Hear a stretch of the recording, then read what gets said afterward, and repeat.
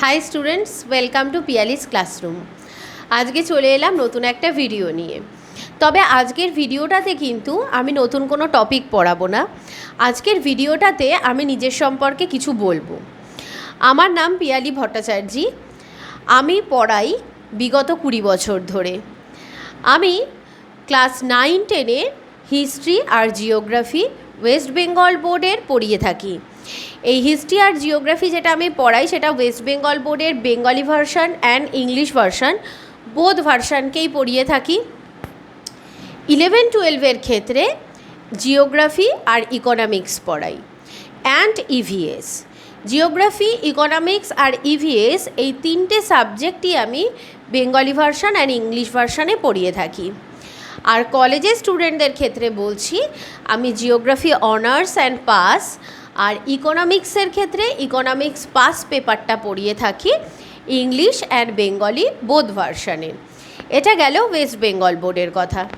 CBSE and ICSE যারা student আছো and ISC যারা রয়েছো তাদের জন্য বলবো, আমি 9-10-এর ক্ষেত্রে এসএসটি সাবজেক্টটা পড়িয়ে থাকি।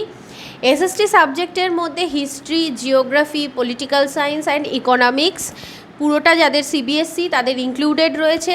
আইসিএসসিতেও পলিটিক্যাল সায়েন্সটা আছে, বা আইসিএসসির ক্ষেত্রে অনেকে ইকোনমিক্সটা অ্যাডিশনাল সাবজেক্ট হিসাবে নেয়, সেক্ষেত্রে সেটাও আমি পড়িয়ে থাকি।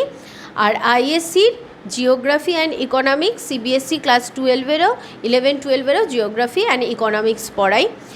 এছাড়াও যারা বিবিএ অ্যান্ড এমবিএ স্টুডেন্ট আছো তাদের ক্ষেত্রে আমি ইকোনমিক্স, জিওগ্রাফি এই সাবজেক্টগুলো কিন্তু পড়িয়ে থাকি। তোমরা যদি কেউ আমার কাছে সরাসরি পড়তে চাও, আমার দুটো কোচিং সেন্টার আছে। একটা হলো দমদম স্টেশনের কাছে, Dum Dum 7 tanks near Peerless polyclinic. আরেকটা আমার কোচিং সেন্টার হলো, সেটাও দমদমের কাছাকাছি, দমদম বেদিয়াপাড়া যুবসংঘ ক্লাবের পাশে। এই দুটো সেন্টারে আমি পড়াই।